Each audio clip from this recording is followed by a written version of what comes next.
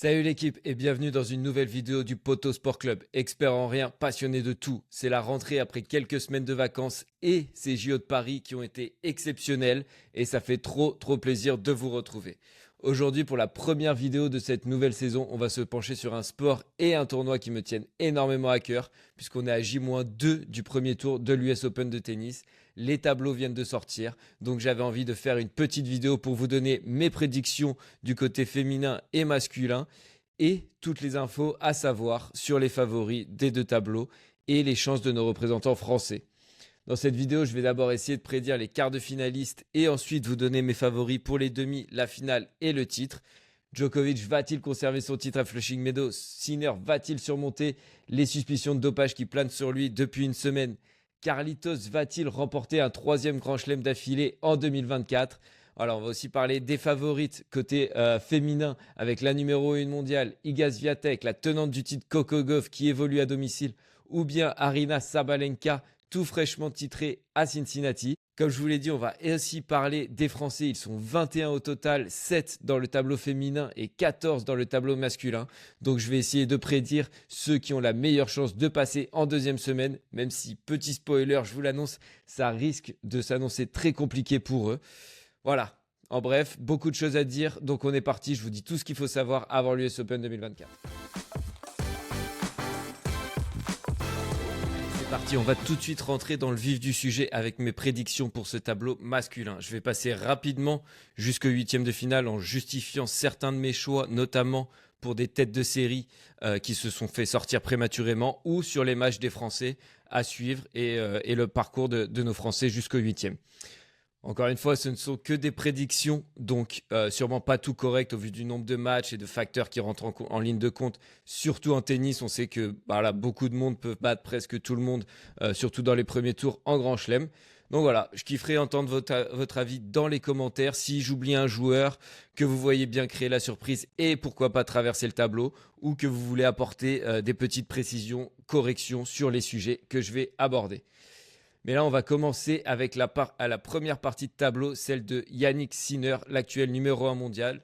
Et comme vous pouvez le voir, je pense que je ne me suis pas arrêté sur tous les matchs, parce que certains matchs du premier tour n'ont pas un grand intérêt pour être honnête et n'ont pas une grande incidence sur la suite du tableau. Donc voilà, dans cette première partie de tableau, je vois Jannik Sinner se qualifier jusqu'en huitième de finale sans trop de problèmes, avec deux premiers tours très abordable face à des Américains, McDonald puis sûrement Mikkelsen au deuxième tour.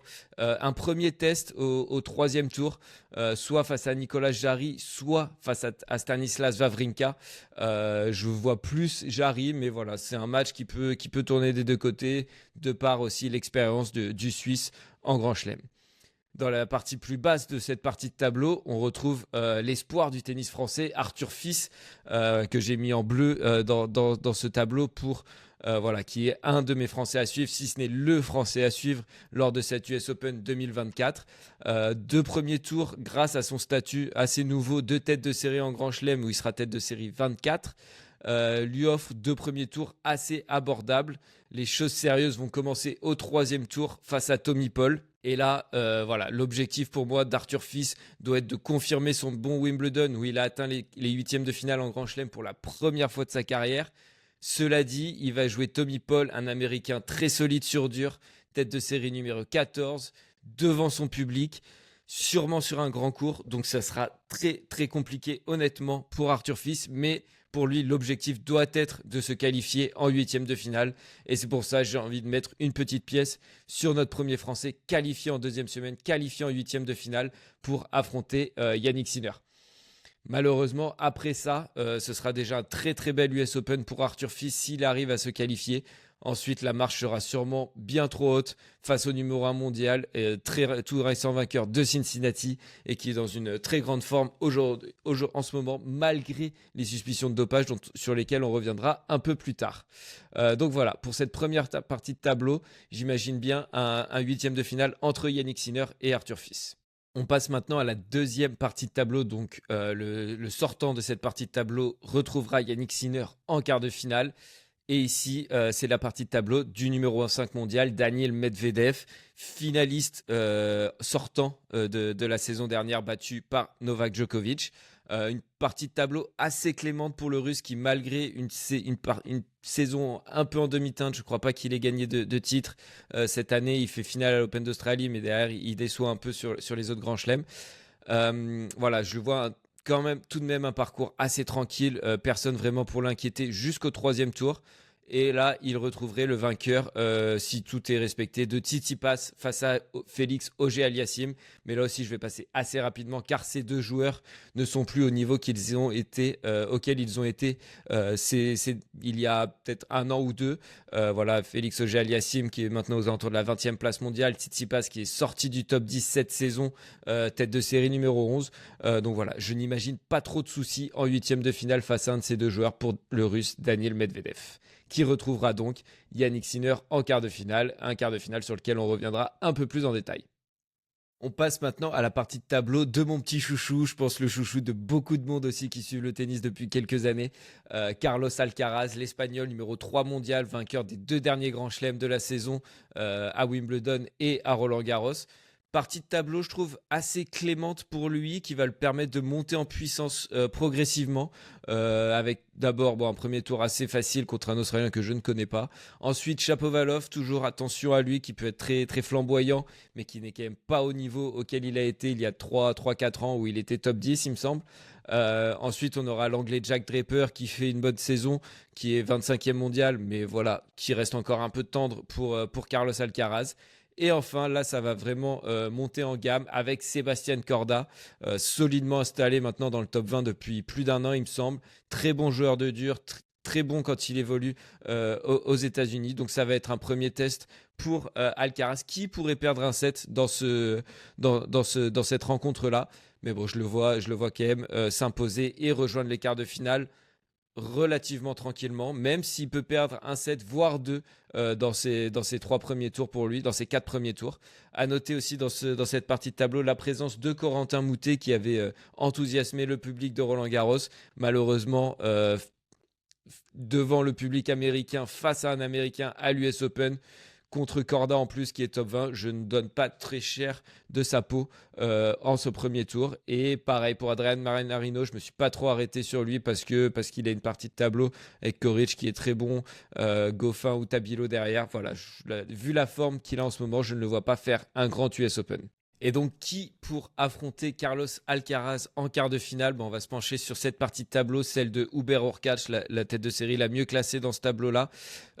Petite surprise pour moi, je ne vois pas Hurkacz sortir de cette partie de tableau pour rejoindre les quarts de finale. Il a été blessé récemment, il a perdu au deuxième tour contre Arthur Fils à Wimbledon où il a dû abandonner sur blessure, où voilà, il s'était un peu tordu la cheville ou le genou, donc ça sent pas très bon pour lui. Il s'est également retiré du tournoi de Montréal ou de Cincinnati, je ne sais plus lequel.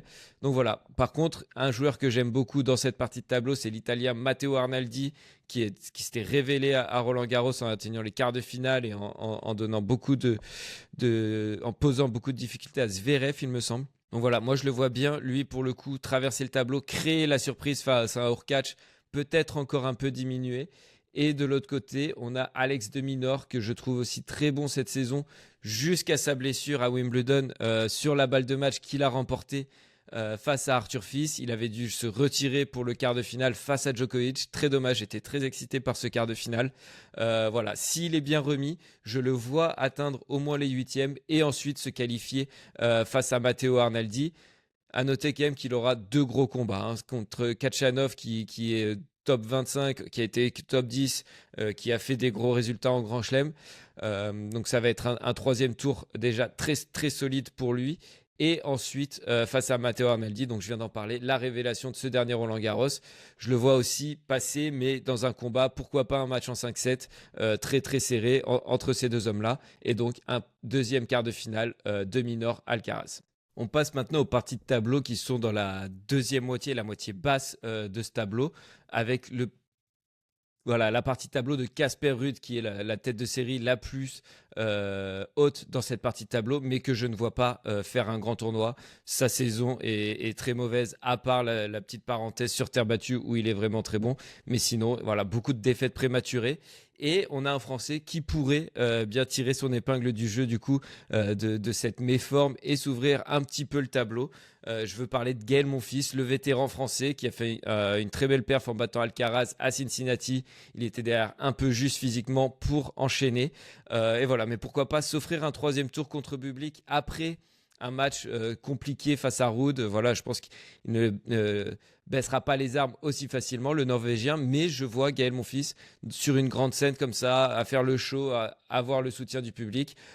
Pourquoi pas créer l'exploit et se qualifier. Par contre, malheureusement, je pense qu'il sera derrière un peu juste physiquement face à Bublik, au fantasque kazakh. Mais pourquoi pas, pourquoi pas. Honnêtement, un huitième de finale est envisageable pour Gaël Monfils, même si je pense que ce sera compliqué. Après, on ne sait jamais. Bublik, c'est le genre de mec qui peut aussi balancer un match parce qu'il n'a pas envie de jouer. Donc pourquoi pas, c'est jouable. Dans la partie basse, on retrouve un deuxième Français, Hugo Humbert, le numéro 1 français, qui doit lui aussi confirmer son bon Wimbledon, même s'il n'a pas fait une très bonne tournée américaine à l'image d'Arthur Fils. Ils sont un peu dans la même situation tous les deux. Mais voilà, je pense que comme lui, comme Arthur Fils, l'objectif doit être de passer en huitième de finale, d'avoir cette grosse victoire référence enfin en Grand Chelem. Et ça serait face à Taylor Fritz, j'allais dire Taylor Swift, Taylor Fritz au troisième tour. Donc voilà, ça, honnêtement pour moi, ça risque d'être compliqué. La marche est un peu trop haute. C'est encore un cran au-dessus de Tommy Paul. Pour moi, il a commencé à avoir une grosse expérience en Grand Chelem. Il a été top 10 l'an dernier. Il est encore aux portes du top 10. Et même s'il est un peu plus irrégulier sur les autres tournois, voilà, je pense qu'en Grand Chelem, il reste un très gros client et ça risque d'être compliqué pour Hugo Humbert. Donc je vois un huitième de finale entre Taylor Fritz et Alexander Bublik, que je vois bien évidemment Taylor Fritz beaucoup plus solide, gagner et se hisser en quart de finale. Et donc, qui pour retrouver l'Américain Taylor Fritz en quart de finale? J'imagine bien Sacha Zverev, Alexander Zverev, numéro 4 mondial, très régulier dernièrement, que ce soit en Grand Chelem, en Masters 1000. Voilà, il a seulement perdu contre Yannick Sinner il y a une semaine à Cincinnati au terme d'un match exceptionnel, 7-6 au troisième. Donc voilà, je le vois. En plus, lui qui est assez protégé jusqu'à son huitième de finale face à Holger Rune, que j'imagine dominer Lorenzo Musetti sur dur. Voilà, même si l'Italien fait une très très bonne saison, j'imagine le Norvégien, Danois, pardon, Holger Rune, se qualifier en huitième, mais après être un peu trop juste face à Alexander Zverev, que j'imagine donc passer en quart de finale. On a 3 Français dans cette partie de tableau à suivre. Celui qui a la meilleure chance d'arriver au troisième tour pour moi, c'est Giovanni Mpetshi Perricard qui reste sur un huitième de finale à Wimbledon. Gros serveur, plus de 2 mètres. Donc voilà, sur un Cerundolo par exemple, qui est plus un joueur de terre, ça peut passer au deuxième tour. Et pareil pour Etcheverry, voilà, ça serait 2 Argentins sur la route de Mpetshi Perricard. Donc on sera à fond derrière lui, mais ce sera trop juste après au troisième tour face à Zverev. Alors on va passer du coup à l'avant-dernier huitième de tableau, on va dire, celui d'Andrei Rublev, que je ne fais pas du tout un de mes outsiders. Pour moi, je le trouve très irrégulier cette saison et ses pétages de plomb incessants et excessifs font qu'il a vraiment, pour moi, il aura toujours du mal à passer ce cap des quarts de finale. En Grand Chelem, 10 défaites pour 0 victoire dans sa carrière à ce stade de la compétition en Grand Chelem.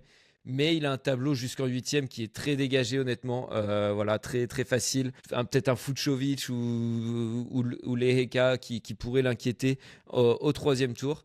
Après, en huitième de finale, il pourrait trouver Grigor Dimitrov qui, même s'il fait une bonne saison depuis, et même deux bonnes saisons, il est toujours en huitième quart de Grand Chelem.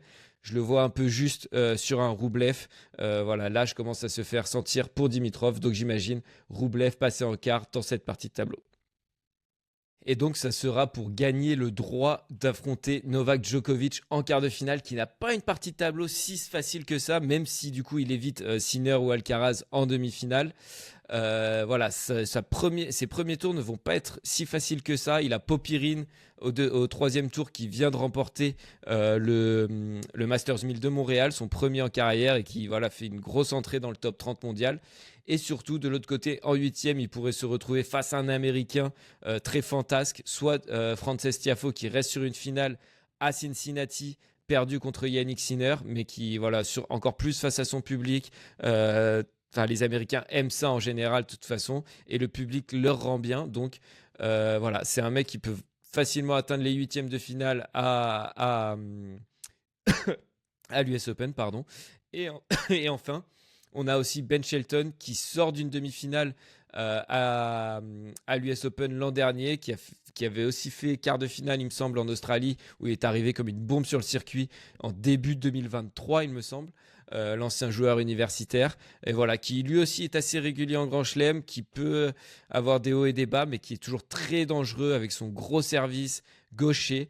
Donc voilà, un huitième de finale pas facile face à un de ces deux-là pour Novak Djokovic, ce qui sera en plus certainement joué en night session sur un grand court avec une ambiance de dingue.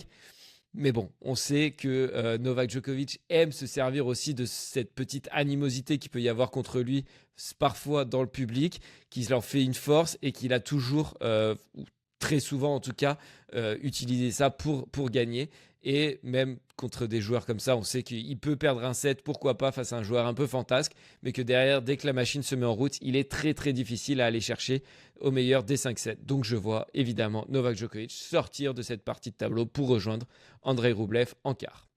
Voilà, maintenant qu'on a le tableau des quarts de finale qui est fait, on va tout de suite commencer avec la prédiction sur ce premier quart de finale entre Sinner et Medvedev. Donc Yannick Sinner, je le disais, il revient très fort avec son titre à Cincinnati, lui qui avait pris du repos après Wimbledon, qui n'avait pas joué pendant les Jeux Olympiques. Voilà, qui revient très fort avec ce titre et notamment une superbe victoire en demi-finale face à Alexander Zverev au tie-break du troisième set.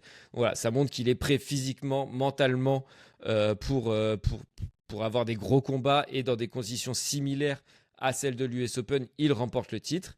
Maintenant, il a eu des petits soucis cette semaine et la semaine dernière avec des suspicions de dopage qui tournent autour de lui. Une affaire qui est sortie et qui remonterait des faits qui remonteraient au mois de mars où il a été testé 2 fois positif pendant le tournoi d'Indian Wells où il fait demi-finale, il me semble.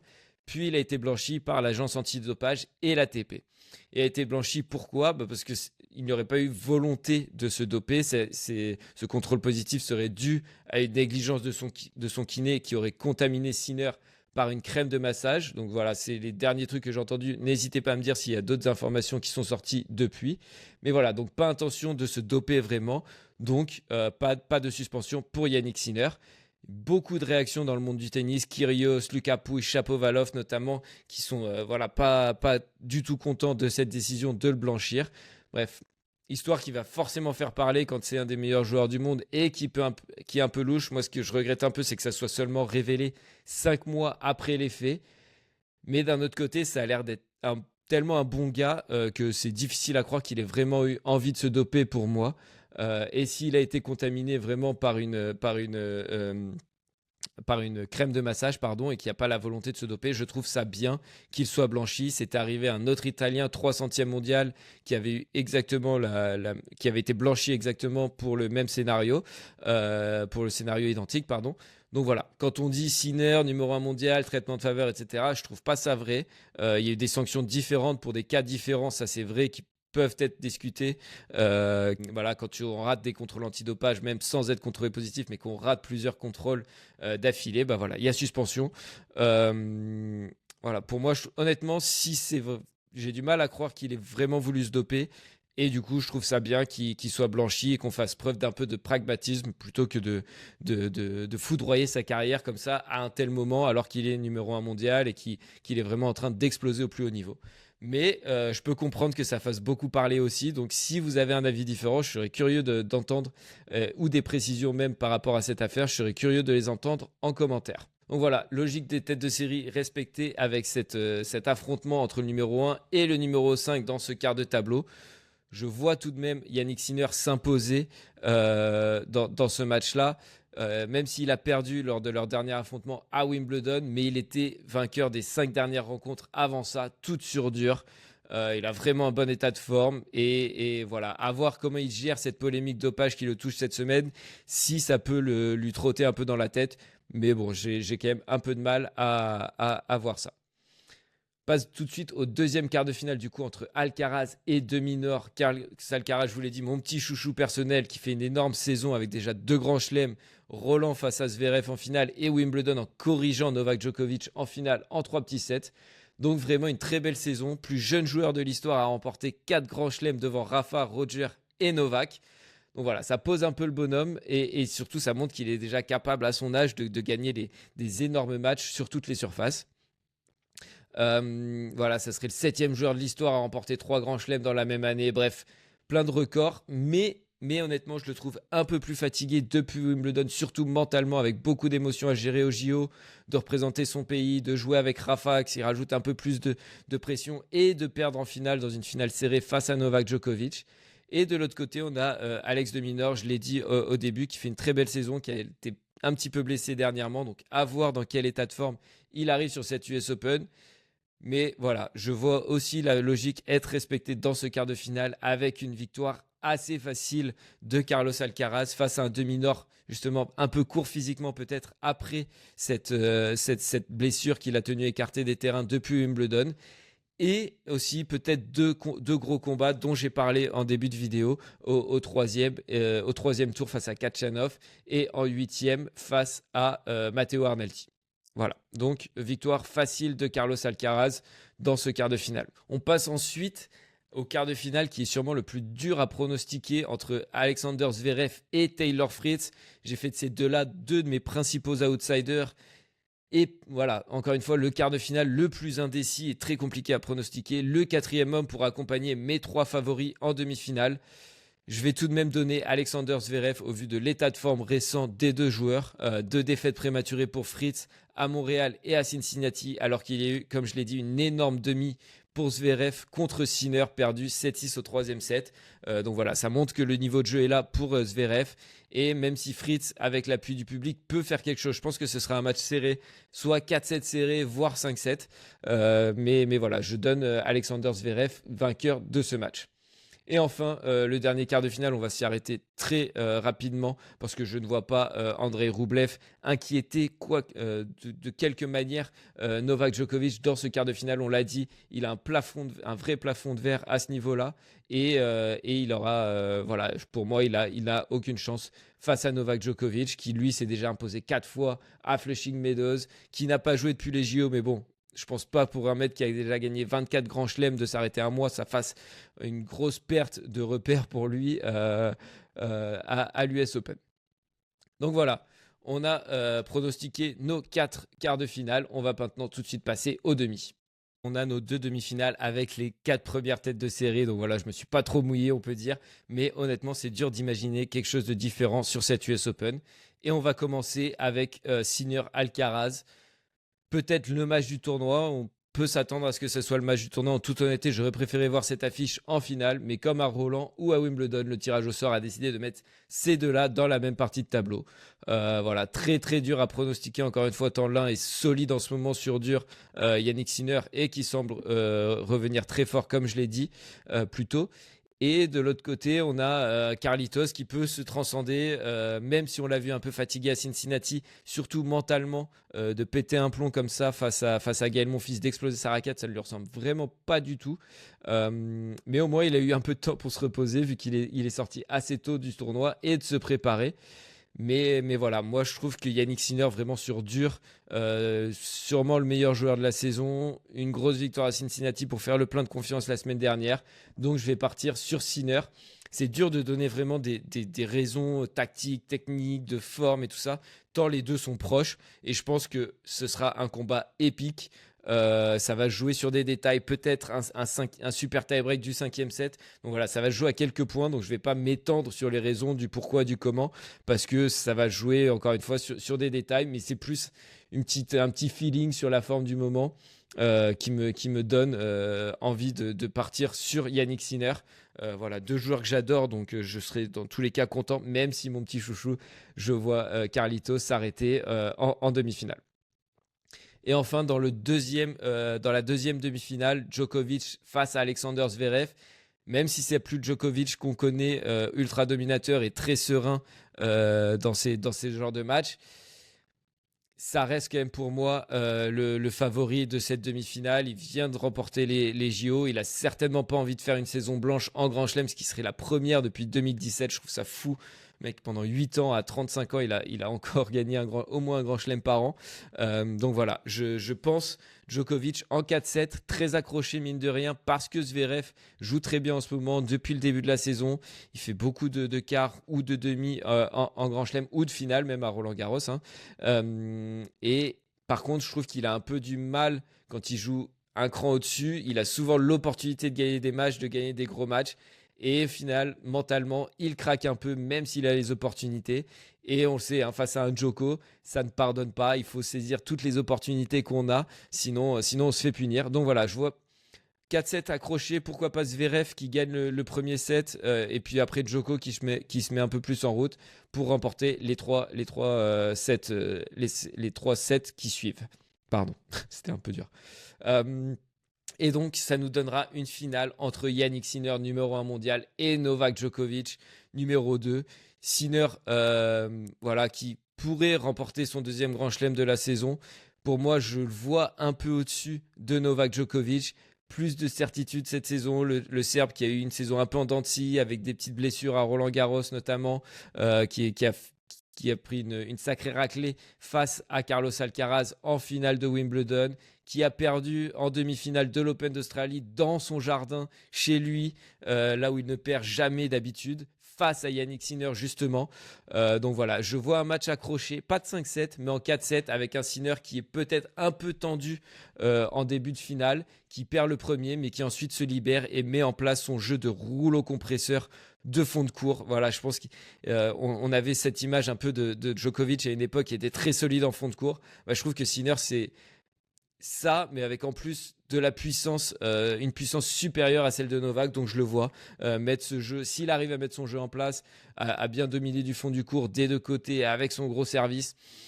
Je donne pas très cher de la peau de Novak Djokovic. Ça fait bizarre de dire ça quand on parle de Novak Djokovic, mais voilà.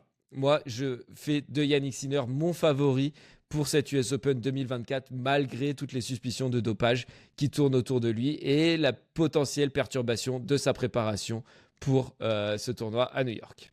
Voilà, maintenant qu'on a notre prédiction pour le tableau masculin, on va maintenant faire la même chose pour les femmes. Sauf que je vais commencer directement au quart de finale, car pas trop de surprises dans le tableau féminin, à part Vekic que vous voyez, la numéro 24, qui arrive jusqu'en quart de finale, mais je vous parlerai de ça un petit peu plus en détail plus tard. Donc voilà, premier quart de finale entre Iga Swiatek, numéro 1 mondial, une des grandes favorites de ce tournoi, mais que je trouve beaucoup moins dominante sur dur qu'elle ne peut l'être sur terre battue, et en particulier à Roland-Garros. Donc voilà, peut-être une petite surprise, elle qui a fait que 3e tour en Australie par exemple, et qui est irrégulière sur les WTA 1000.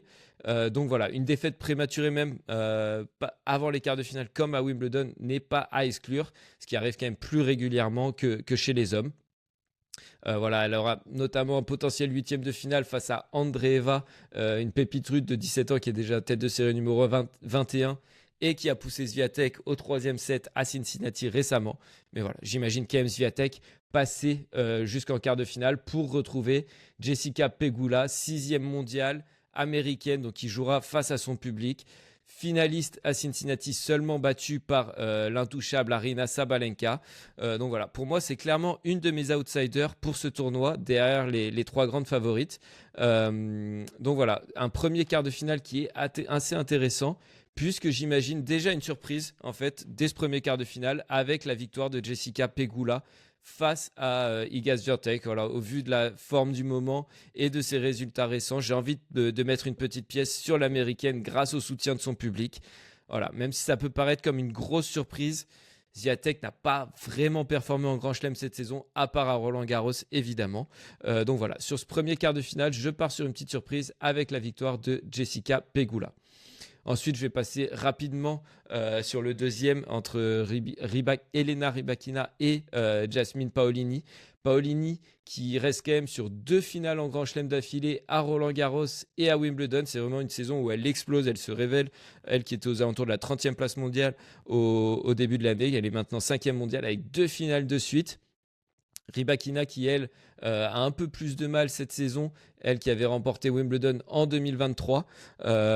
Donc voilà, je vois ce quart de finale assez intéressant, mais je vois quand même Paolini s'imposer, qui elle fait une saison magnifique comme je viens de le dire, et alors que la Kazakh ne vit pas sa meilleure saison et qui n'a jamais très bien performé à l'US Open. Elle avait d'ailleurs perdu contre Paolini à ce même stade de la compétition à Roland-Garros. Donc voilà, un petit ascendant mental pour Rybakina. On passe ensuite au 3e quart de finale entre Barbora Krejcikova, tenante du titre à Wimbledon, qui s'imposait il y a un mois et demi à Wimbledon, et Coco Gauff, tenante du titre à l'US Open. Donc voilà, un gros quart de finale. Elle a connu récemment des petits déboires mentaux sur le court où elle fond en larmes en plein match. Ça lui est arrivé, il me semble, 2 fois assez récemment. Mais quand elle a le soutien du public, quand elle se sent aimée un peu par les gens autour, je crois que c'est arrivé quand elle se faisait siffler, des trucs comme ça, où elle avait un peu craqué. Mais là, quand elle a le soutien du public, elle est très forte. Et on l'a vu d'ailleurs à l'US Open l'an dernier qu'elle avait remporté. Et enfin, le dernier quart de finale, Sabalenka, la 3e grosse favorite de cette US Open, qui est très en forme, qui a été titrée à Cincinnati, qui s'est reposée car pas de JO vu qu'elle est athlète bélarusse.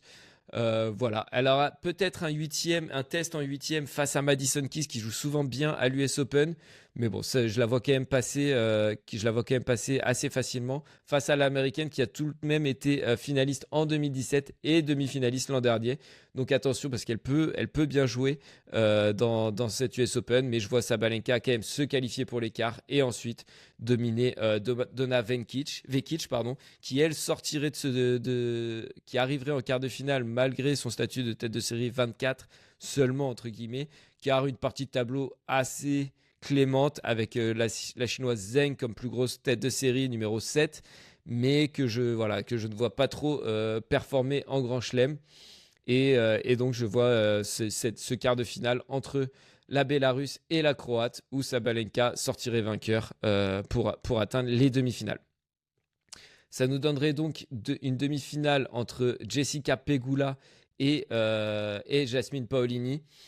Voilà, je pense que Jasmine Paolini peut arriver aussi un peu au bout du rouleau après une énorme saison, même si elle a beaucoup de confiance. Je pense que sur dur, elle est quand même un peu moins solide qu'elle peut l'être sur terre battue, par exemple, où elle a atteint la finale de Roland. Donc voilà, à domicile, en confiance, après une grosse victoire face à Swiatek. Compliqué, hein, ce sera un match compliqué face à Swiatek pour Pegula, mais je la vois, voilà, accumuler de la confiance et derrière amener cette confiance en demi-finale pour atteindre la finale. Et enfin, l'autre demi-finale entre Sabalenka et Gauff, un peu à l'image de Sinner-Alcaraz chez les messieurs. Pour moi, c'est la finale avant l'heure dans ce tableau. C'était d'ailleurs la finale de l'an dernier remportée par Coco Gauff. Sabalenka avait ensuite pris sa revanche en finale de l'Open d'Australie au début 2024. Donc voilà, c'est très compliqué à pronostiquer encore une fois car Coco Gauff mène 4-3 dans les confrontations. Mais depuis 1 an et demi, 2 ans, c'est quasiment chacun leur tour. Elles alternent dans les victoires quand elles se jouent.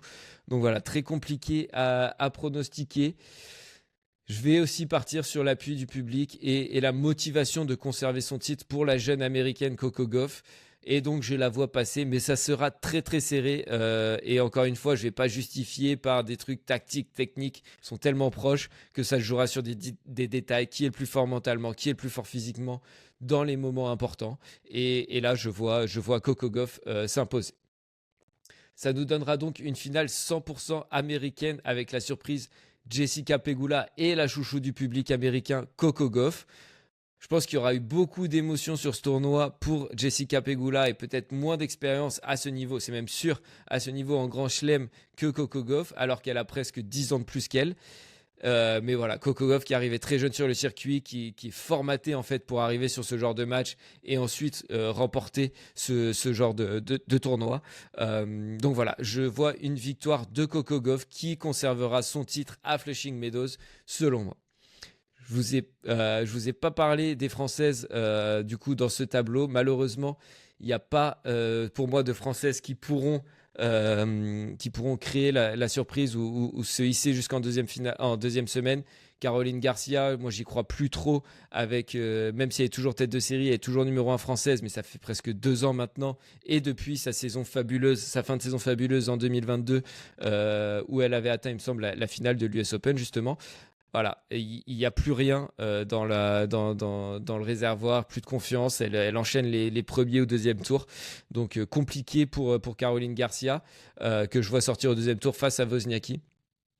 Et ensuite, on a Clara Burel qui, elle, jouera Victoria Azarenka. Malheureusement, elle est capable de coups, mais Azarenka, très expérimentée, que je vois passer aussi face à Clara Burel. Et enfin, la néo-française qui a été naturalisée française l'an dernier, Varvara Gracheva, qui avait fait le meilleur résultat, le meilleur parcours au JO et à Roland-Garros, puisqu'elle est arrivée jusqu'en 8e de finale. Malheureusement pour elle, elle jouera Coco Gauff dès le premier tour. Donc voilà, compliqué au premier tour de faire un résultat là-dessus. Mais voilà, c'était mes prédictions pour le tableau féminin. Et puis voilà, on se retrouve tout de suite pour une conclusion rapide. Donc voilà les amis, c'est la fin de cette vidéo. Je vous ai donné mes prédictions, mes favoris pour le tableau masculin et le tableau féminin. Je vois donc Yannick Sinner s'imposer face à Djoko en finale.